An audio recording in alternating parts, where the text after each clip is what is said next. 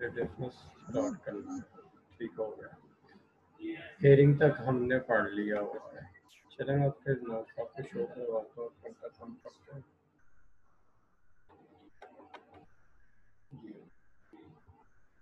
Deafness आ गई।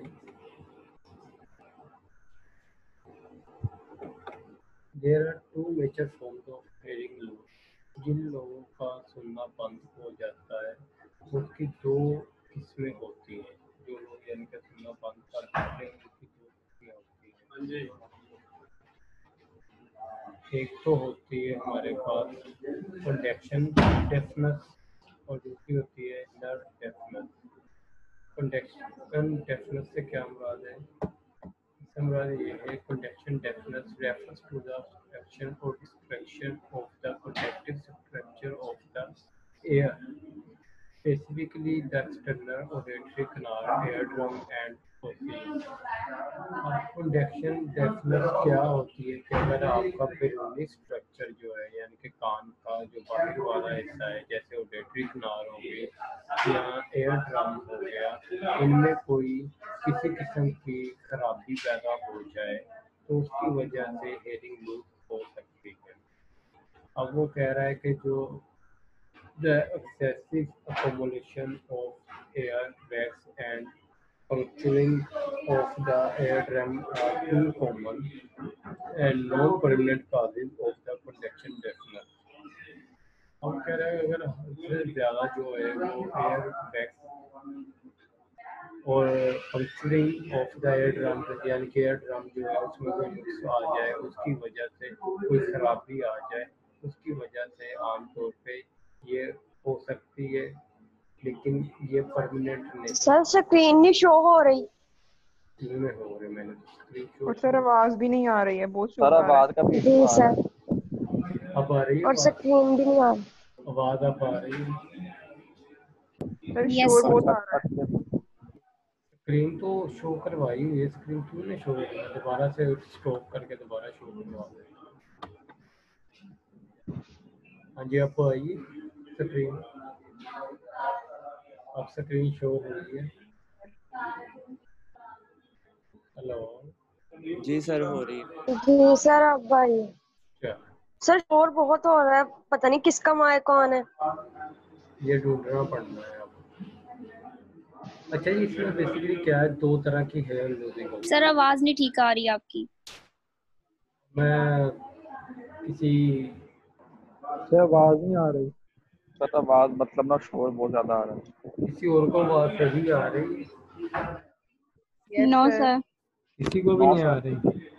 अभी एक ही आवाज आई थी Yes, कि sir. ठीक आ रही है। No sir. No sir. ये आप लोगों का सियासी ज्ञान है। सर नो शोर आ सर। रहा है। सर सबका नहीं आ रहा। क्या आ रही है? एक मिनट,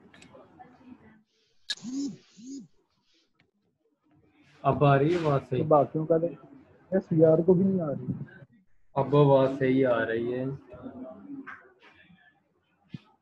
जी सर मुझे तो आ रही है जी जी सर। सर, आवाज आ रही है सही। तो फिलहाल तो ठीक है। जिनको नहीं आ रही ना उनके नेट का मसला है।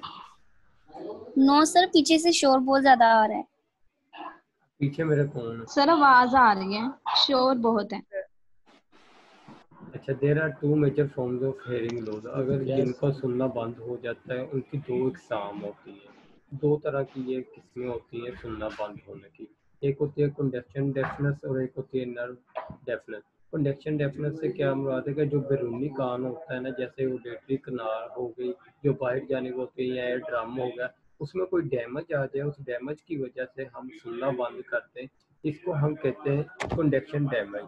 ये परमानेंट नहीं होता, यानी कि हमेशा के लिए नहीं ये होता। इसका अगर हमें कोई आला वगैरह या कोई और चीज़ इस्तेमाल करके इसकी मदद से हम सुन सकते हैं उसको। मतलब नर्व डेफनेस से क्या मुराद है कि जो पैगाम हमारे, हमने पढ़ा है इनर कान के अंदर कोकलिया होता है एक हिस्सा, कोकलिया से ब्रेन तक मालूमात लेके जाने के लिए कुछ नर्व ऑडिटरी नर्व्स होती हैं। जब उन ऑडिटरी नर्व्स, वो जो ऑडिटरी नर्व्स होते हैं वो डैमेज हो जाए, उनके साथ में कोई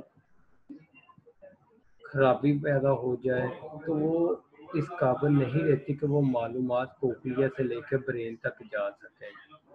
न्यूरॉन का मतलब आप सब लोगों ने पढ़ा होगा कि न्यूरॉन का बेसिकली काम क्या है। सेंसरी न्यूरॉन्स का कि हमारे जिस्म के मुख्तलिफ हिस्सों से पैगाम लेना और ब्रेन तक लेके जाना, और मोटर न्यूरॉन का काम क्या है कि ब्रेन से पैगाम लेके जिस्म के दूसरे हिस्सों तक पैगाम लेके आना। अब नर्व डेफनेस से क्या मुराद है कि यही वाली है कि जो एक न्यूरॉन जो है जो कि हेयरिंग से रिलेटेड मालूमात को लेके जाता है, उसमें कोई डैमेज आ जाए या किसी वजह से उसके स्ट्रक्चर में कोई खराबी आ जाए तो उसकी वजह से कोक्लिया से मालूमात जो होगी है ना वो जा नहीं सकेंगी आगे फर्दर ब्रेन की आवाज तरफ। कट कट के आ रही है। कोक्लिया की तरफ जो कोक्लिया से जो मालूमात है ना वो ब्रेन की तरफ जा नहीं सकेंगी, इंक्लूडिंग द हेयर सेल। अब हमने ये भी पढ़ा था कोक्लिया के अंदर जो हेयर सेल्स पाए जाते हैं उनमें अगर कोई मसला आ जाए तब भी ये हो सकता है। बेसिलर मेम्ब्रेन में अगर कोई मसला आ जाए तब भी नर्व डेफनेस वगैरह हो सकती है। एंड द ऑडिटरी नर्व, और जो ऑडिटरी नर्व है उनमें। अब hearing aids are helpful for people suffering from conduction deafness, जिनमें कंडक्शन डेफनेस हो यानी कि बैरूनी कान में अगर कोई खराबी की वजह से सुनने में प्रॉब्लम आ रही है तो हम एड्स वगैरह यूज़ करके उसका इस्तेमाल करके हम आवाज़ को सुन सकते हैं। आमतौर पे लोग इस तरह कुछ हेल्पफुल एड्स जो हैं वो यूज़ करके बात या आवाज़ सुन सकते हैं। लेकिन अगर नर्व डेफनेस हो जाए तो कोई भी चीज़ लगा के किसी भी किस्म की एड्स लगा के कोई भी बात सुनाई नहीं देती। तो it can be elevated by the cochlear implant. इसके लिए हमें क्या करना पड़ेगा, जो कोक्लियर है ना उसको लगाना पड़ेगा, यानी कि कोक्लियर से क्योंकि मालूमात जाती है और उसी वाले हिस्से में प्रॉब्लम आ गई है जहाँ से एक कोक्लिया से उस नर्व न्यूरॉन ने मालूमात लेकर ब्रेन तक जाना है वहाँ है, तो हमें कोक्लियर इम्प्लांट्स करना पड़ेगा, जमाना पड़ेगा, उधर लगाना पड़ेगा नए वाला, जो कि मुमकिन नहीं है। इस वजह से इसकी वजह से परमानेंट जो है वो हो सकती है डेफनेस वगैरह, सुनने में मसला आ सकता है। अभी जो पढ़ा है इसमें अगर किसी को कोई इशू है तो वो मैसेज या वैसे बोल कर बता सकता है, पूछ सकता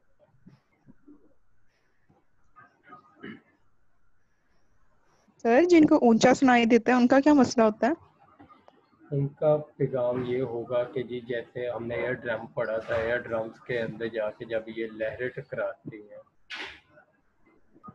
ज्यादा सुनाई देता होगा या यानी कि गौर से वो कह रहे हैं कि जी ऊंची बोल लें, क्या आपका कहने का मतलब क्या है? जो लोग मतलब जिनको हम ऊंचा सुनाई देता है।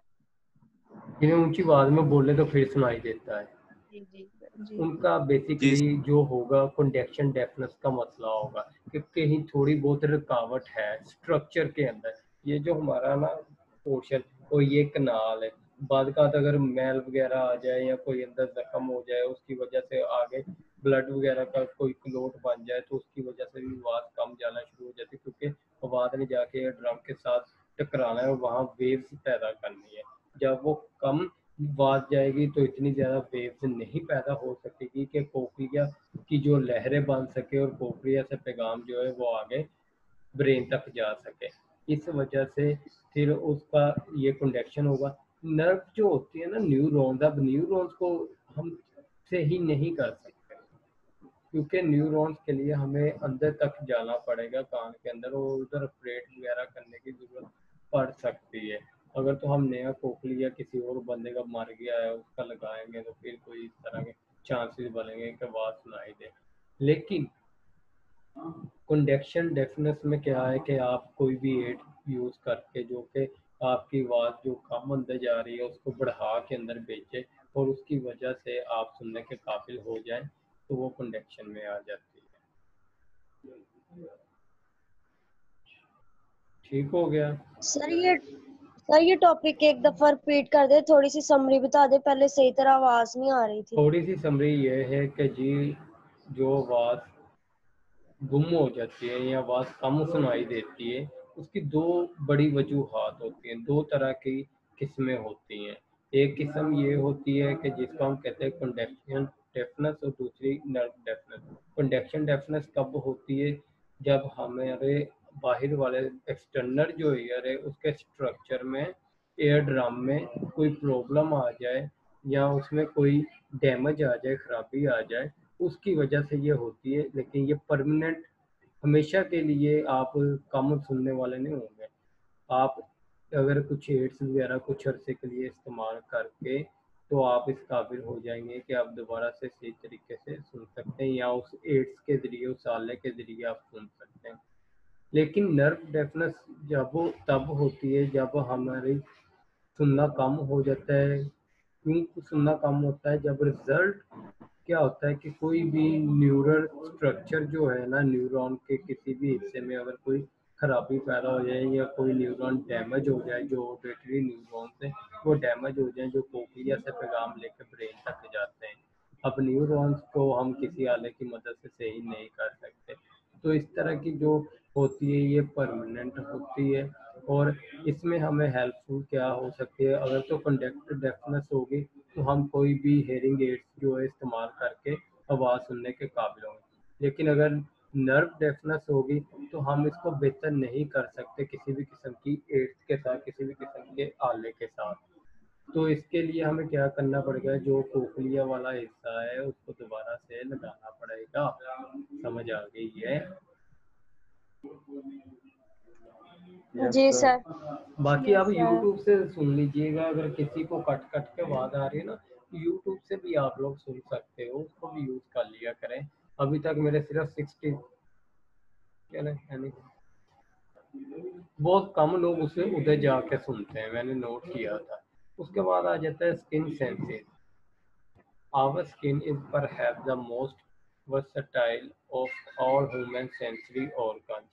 हमारी जो स्किन है इंसानों के अंदर, जानदारों के अंदर सेंसरी ऑर्गन इसमें पाए जाते हैं। एंड इज सर्टेनरी द लार्जेस्ट, और ये बहुत खास तौर पर बहुत बड़ी होती है।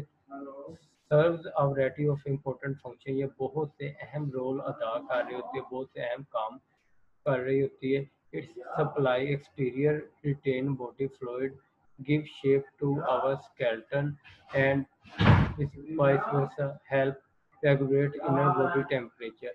अब ये क्या कर रही है कि ये हमारे जिस्म को फ्लूइड जो है उसको प्रोवाइड करती है और give shape to our skeleton, हमारी जो खोपड़ी है उसको भी शक्ल देती है।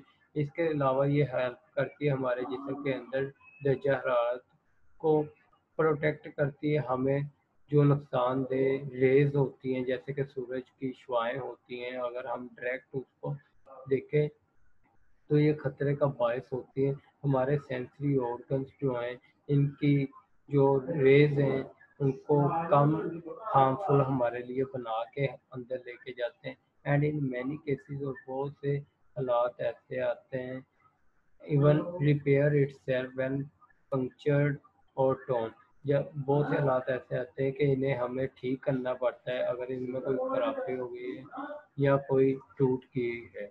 डिसाइड दी फंक्शन, इन कामों के अलावा our skin perform another important function, हमारी जो स्किन होती है वो एक और बहुत अहम काम सर अंजाम दे रही होती है। That is, it keep us informed about environmental stimuli contacting our bodies. हमारे जिस्म को पर अमल करने वाले जो स्टिमुलस होते हैं माहौल के अंदर जो मौजूद होते हैं उनके बारे में भी ये हमें मालूमात फराहम करती है। अब देखें, आप इर्द गिर्द देखें, आपके इर्द गिर्द बहुत सी चीज़ें होंगी जो आपके स्किन पर असरअंदाज हो रही होंगी। जब तक हमारी जो स्किन्स हैं वो सही तरीके से फंक्शन परफॉर्म नहीं करेगी, हमें उस माहौल में मौजूद स्टिमुलस का इल्म नहीं हो सकता।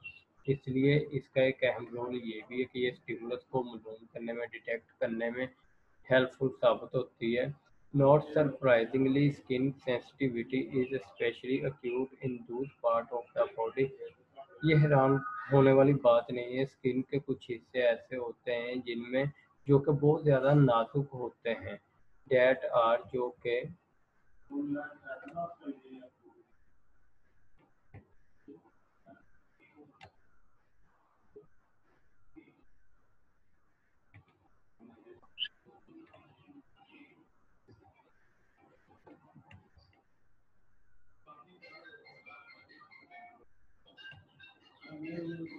Most relevant to exploring the world that surrounding us directly, जो हमारे इर्द गिर्द का माहौल है ये उसको एक्सप्लोर करने में हमारी मदद करते हैं। द हैंड एंड फिंगर, हमारा हाथ और जो हमारी उंगलियां होती हैं। द लिप्स, और जो हमारे होंठ होते हैं। एंड टंग, और जो हमारी ज़बान के ये बहुत नाजुक जो है वो स्किन रिसेप्टर्स हैं जो कि हमारे मदद करते हैं कि हमारे माहौल के इर्द गिर्द जो भी चीज़ें हैं उनके बारे में हमें बता सके, हम जान सके। How many skin senses we have, कितनी हम स्किन सेंसेस रखते हैं। रिस्टोटर के मुताबिक Aristotle believed that all of the skin sensation could be subsumed under just one sense, कि जितनी भी स्किन सेंसेशंस हैं वो एक ही सेंस के अंडर आती है, नीचे आती है। डेट इज टच, वो क्या है? Touch. But today most investigators believe that there are at least 4 different skin sensations, लेकिन आज की तहकीकात से ये बात साबित हुई है और तहकीकात करने वालों का इस चीज़ पे यकीन है कि तकरीबन 4 तरह की हमारी स्किन सेंसेशंस पाई जाती हैं, जैसे कि प्रेशर हो गया, पेन हो गया, वार्म हो गया, कोल्ड हो गया। ये चारों की चारों जो हैं हमारे स्किन सेंसेशंस हैं। Pressure क्या है? The stimulus for sensed pressure is physically pressure on the skin. अब जो स्किन जो स्टिमुलस है, कोई भी चीज़ जो है वो हमारी जिल्द के ऊपर तबई तौर पे अगर कोई दबाव डाले, although we are not aware of the steady pressure on the entire body, हालांकि हम हवा का जो प्रेशर है उसको अपने जिस्म पे महसूस नहीं कर रहे होते। इसके अलावा अगर कोई चीज़ का प्रेशर आएगा, we can discriminate variation in pressure over the body of surface. अब हम एक जो कमरे में बैठे हुए हैं, अभी भी हमारे ऊपर हवा का प्रेशर है, लेकिन हम उसको महसूस नहीं कर पा रहे। लेकिन जैसे ही वो प्रेशर बढ़ेगा तो हम फ़र्क कर सकेंगे कि पहले प्रेशर कम था, अब ज़्यादा हुआ है। तो इसका मतलब क्या है कि कोई ना कोई चीज़ जो है सराउंडिंग में उसने हमारे जिस्म पे इफेक्ट किया है। The sensation you experience when you are touched lightly with a single hair is called the pressure of touch. अब वो कह रहा है सेंसेशन का तजर्बा आप लोग उस वक्त कर सकते हो जब आप अपने हल्का सा किसी बाल के ऊपर आप हाथ लगाओगे तो बदले में आपको एक दबाव फील होगा। ये टच या प्रेशर कहलाता है। This amount of pressure required to produce this experience varies from different part of the body. अब वो कह रहा है ये प्रेशर का जो दबाव की तादाद है वो मुख्तलिफ हो सकती है जिस्म के मुख्तलिफ हिस्सों पर। अगर यानी कि आप फिंगर को टच कर रहे हैं इधर हमें और फील होगा, अगर आप किसी और जगह पे टच कर रहे हो तो आप कहीं और होगा, अगर किसी जिस्म पे और हिस्से में, तो उसका अमाउंट ऑफ प्रेशर जो है ना वो बदलता रहेगा। The tip of the tongue, अब ज़बान का जो नोक है उधर, lips, nose, cheeks, finger, hands are the most sensitive area, ये सबसे ज़्यादा नाजुक हिस्से कंसीडर किए जाते हैं। उसके बाद आ गया हमारे पास कि जी the arm, legs, body, trunk are less sensitive. अब हमारे टांग और बाजू वगैरह जिस्म के ट्रंक्स वगैरह ये जो हैं वो कम नाजुक होते हैं। We experience pressure not only when an object touch the skin, हम ना सिर्फ उस वक्त दबाव को महसूस करते हैं जब कोई चीज़ हमारे जिस्म के साथ टकराती है, but also when the hair on the body are slightly move, या इवन कि हम तब भी प्रेशर को महसूस करते दबाव में जब हवा के ज़रिए हमारे जो तो जिस्म के बाल हैं वो हरकत करते हैं, थोड़ा सा स्लाइटली मूव करते तब भी उस प्रेशर को फील किया जा सकता है। Psychologist distinction between passive touch and active touch, अब पैसिव टच और एक्टिव टच के दरमियान साइकोलॉजिस्टों ने एक फ़र्क जो है वो निकाला। We are considerably more accurate when we identify object, जब हम किसी चीज़ की शिनाख्त कर रहे हैं तो हम ज़्यादा अच्छे तरीके से उसके बारे में जान सकते हैं। थ्रू एक्टिव ये प्रोसेस क्या होगा? Active, rather than passive touch की निस्बत which is partially due to the feedback we receive from the movement of our finger.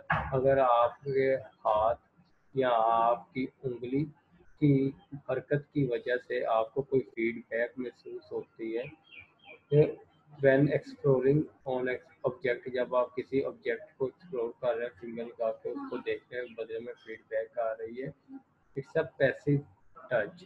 एक होता है एक्टिव टच, एक होता है पैसिव टच। अब इसको आप अगर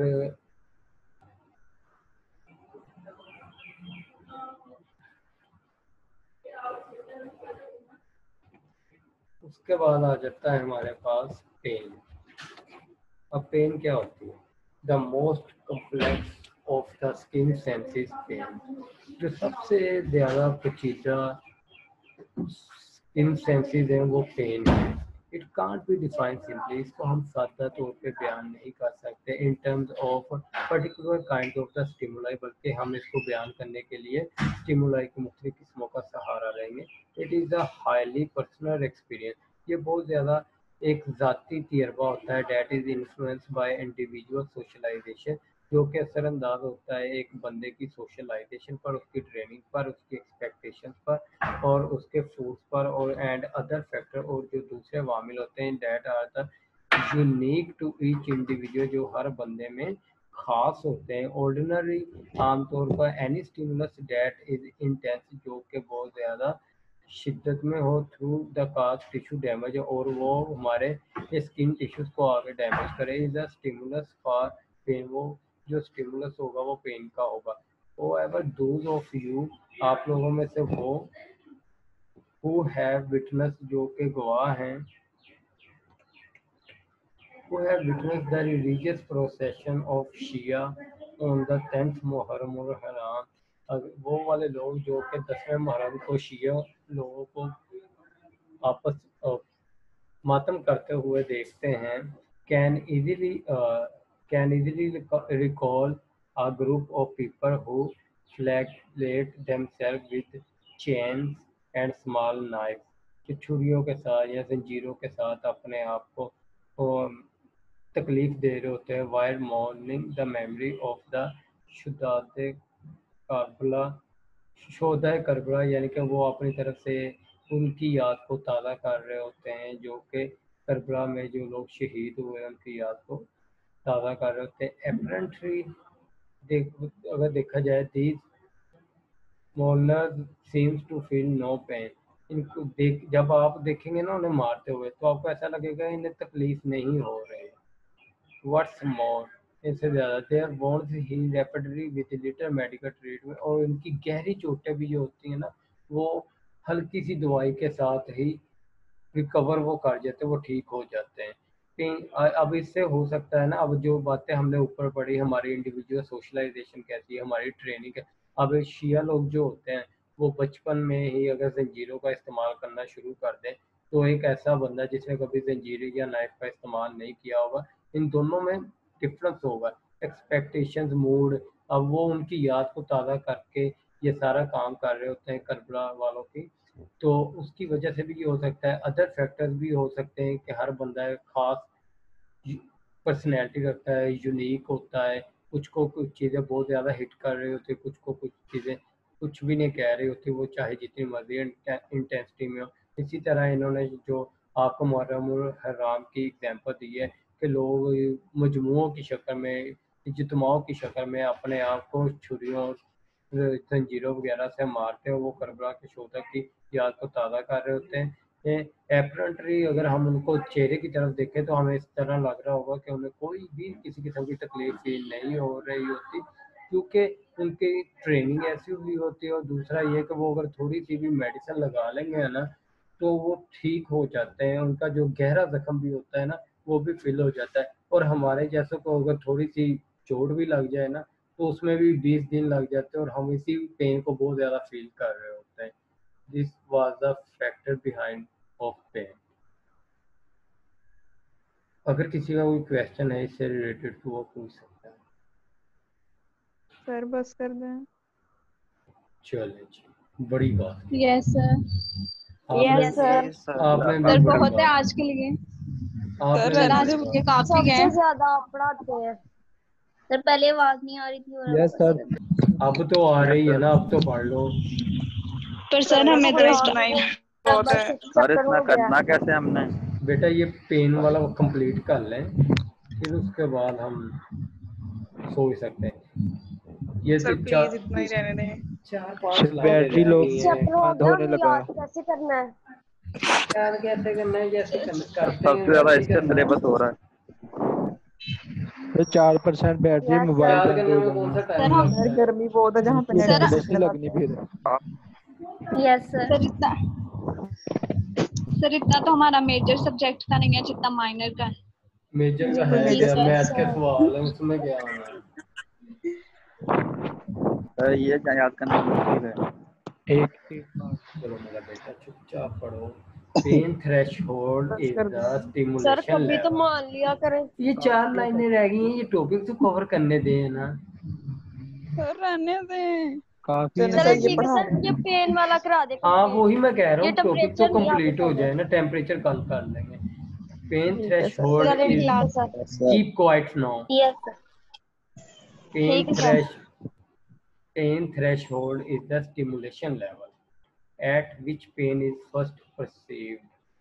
अब वो पेन, जैसे हमने पीछे पढ़ा था, थ्रेशोल्ड लेवल मुख्तलिफ होते हैं हर बंदे में, कि कुछ को एक छोटी सी बात भी फील हो महसूस हो करना शुरू कर देता है, कुछ को काफ़ी देर बाद भी वो चीज़ नहीं। जैसे हमने लाइट का पढ़ा, उसकी इंटेंसिटी का पढ़ा था कि जी ब्राइट लाइट जो होती है उनका थ्रेशोल्ड जो लेवल है ना वो वेरी कर रहे होते हैं। इसी तरह पेन का भी थ्रेशोल्ड लेवल कौन सा लेवल है इसमें? ये pain threshold is the stimulation level. ये स्टिमुलेशन लेवल है, यानी कि जो हमारे अंदर एक तहरीक पैदा कर देता है कि जी अब दर्द हो रही। At which pain is first perceive, जो हम पहली मर्तबा जो हमें पेन परसीव्ड होगी है ना, वो हमारा थ्रेशोल्ड लेवल। उसके बाद वो पेन बढ़ती जाएगी। Intense stimulation of any one of our senses can produce pain. अब वो कह रहा है कि शिद्दत की जो स्टिमुलेशन होती है ना, वो हमारे कोई भी सेंस जो है ना वो दर्द को प्रोड्यूस कर सकती है। For instance, too much light, बहुत ज़्यादा रोशनी होगी तब भी पेन होगी। वेरी लाउड साउंड होगा, बहुत ज़्यादा ऊंचा आवाज़ होगी तब भी पेन होगी। एक्सट्रीम टेम्परेचर होगा तब भी पेन होगी। इलेक्ट्रिक शॉक होंगे तब भी पेन होगी। इरिटेंट केमिकल्स होंगे तब भी पेन होगी। As our perception of pain reflect subjective judgment, जैसे कि हमारी जो पेन के मुतल्लक दराक होता है, जो हम पेन को परसीव कर रहे होते हैं, वो असल में हमारी सब्जेक्टिव जजमेंट होती है। Pain threshold very considerably from one person to another. अब पेन का जो थ्रेशोल्ड है वो एक बंदे से दूसरे बंदे में मुख्तलिफ होता है। जैसे शिया हजरात जो होते हैं उनको इतनी पेन नहीं होती, जबकि आप आम बंदे को पेन ज़्यादा होगी। इसलिए इनका इंडिविजुअल लेवल में डिफरेंस होने की वजह से इनका थ्रेशोल्ड लेवल भी डिफरेंट होगा। From one point in time to an other, एक वक्त से दूसरे वक्त में पेन जो है वो मुख्तलिफ हो सकती है। And from one culture group to an other, अगर आप एक ऐसे कल्चर ग्रुप में वहाँ आपको शायद इतनी पेन ना हो, दूसरे कल्चर ग्रुप में जाएंगे वहाँ आपको बहुत ज़्यादा पेन होगी। इस तरह से ये वाला हमारा टॉपिक जो है वो कंप्लीट हो गया है। इसमें अगर अभी भी स्टिल किसी को कोई कन्फ्यूजन है तो वो पूछ सकता है, एक मरतबा इसकी रीडिंग ले, उसके बाद फर्दर अगर किसी का कोई क्वेश्चन है तो वो क्वेश्चन कर सकता है। समझ आई कि पहली भी गई?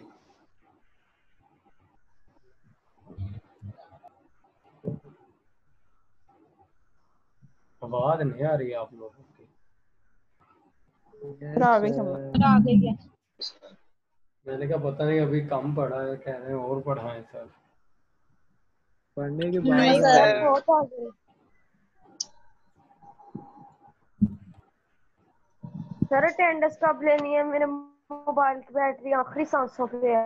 अटेंडेंस लेनी है जब क्लास खत्म होने में 5 मिनट रह जाएंगे। अभी 42 सर मिनट्स हो प्लीज गए ऐसे आप पढ़ा ही दें। आफ्टर सर अभी 30 मिनट। आना चुप। तभी 3% बैटरी है। जी अस्सलाम बेटा।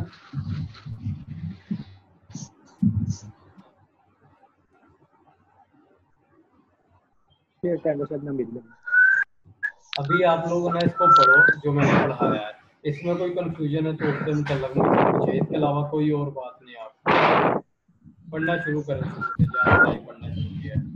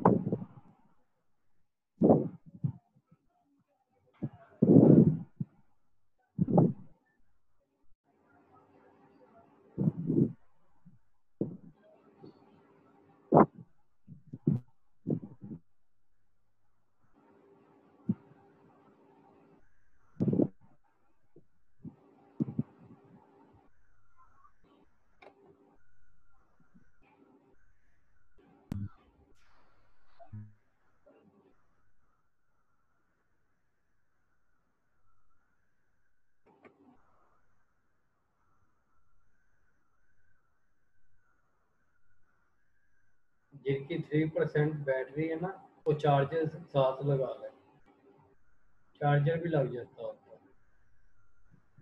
से एक्सटेंशन खराब हो गई है इसलिए चार्जर नहीं लग सकता। ये आपका मसला है, मेरा मसला नहीं। ये मसला है कश्मीर।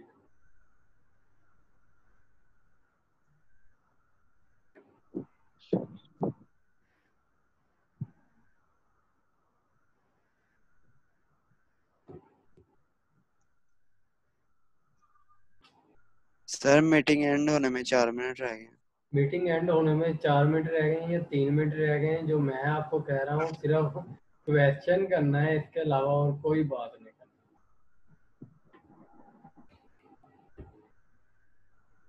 सर स्क्रीन ही नहीं शो हो रही, पढ़े कहाँ से? आपके पास नोट्स नहीं है? मैंने अपने आप नोट्स सबको आप सबको सेंड किए हुए हैं, अपने अपने नोट्स से पढ़ें। अच्छा सर, पहले मैं आपकी स्क्रीन से पढ़ रही थी ना, इसलिए कहा।